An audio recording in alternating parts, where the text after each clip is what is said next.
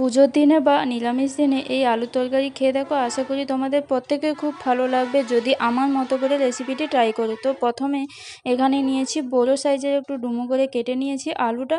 এবার ভালোভাবে জলের মধ্যে সেদ্ধ করে নেব, পরিমাণ মতো লবণ দিয়ে আলুটাকে ভালোভাবে সেদ্ধ করে নিয়েছি। এবারে একটা মশলা বানাবো, তার জন্য এখানে নিয়েছি চারমগজ, বেশ অনেকটা পরিমাণ কাজু বাদাম, বেশ অনেকটা পরিমাণ আমন্ড, এটাকে ভালোভাবে পেস্ট বানিয়ে নিয়েছি। এবার কড়ার মধ্যে সাদা তেল গরম করে এর মধ্যে দিয়ে দেবো পরিমাণ মতো হলুদ গুঁড়ো, দিয়ে এবার লালচে করে আলুগুলোকে সুন্দর করে লাল করে আমি ভেজে নিচ্ছি।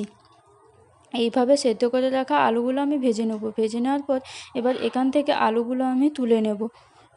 দেখো কড়াইতে আবার পরিমাণ মতো সর্ষের তেল দিয়ে দেবো। পুরো রান্নাটা হবে কিন্তু সর্ষের তেলে। এবার দিয়ে দেবো 3 চামচ মতো আদার পেস্ট, তারপর দিয়ে দেবো হলুদ গুঁড়ো, দিয়ে এবার মশলাটা ভালোভাবে কষে নেব যাতে নিচে বসে না যায়। পরিমাণ মতো একটু সামান্য পরিমাণ জল দিয়ে আবারও মশলাটা ভালোভাবে কষে নেব যাতে আদার গন্ধটা না থাকে।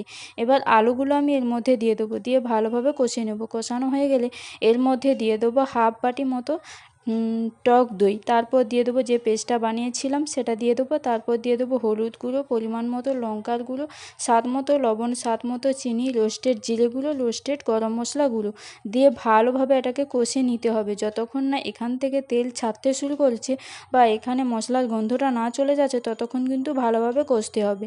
কষানো হয়ে গেলে দিয়ে দেবো পরিমাণ মতো জল, সামান্য পরিমাণ জল দিয়ে এটা ফুটিয়ে নেব। দেখো সুন্দর হয়ে গেছে, গামাখা হয়ে গেছে। এরপর আমি এর মধ্যে দিয়ে দেবো হচ্ছে রোস্টেড গরম মশলা গুঁড়ো, দিয়ে এবার নামিয়ে নেব। লুচি বা পরোটার সঙ্গে খেতে দুর্দান্ত লাগবে, তোমরা এইভাবেই ট্রাই করতে পারো। আর আমাকে অতি অবশ্যই কমেন্ট করো কেমন লাগলো রেসিপিটি তোমাদের।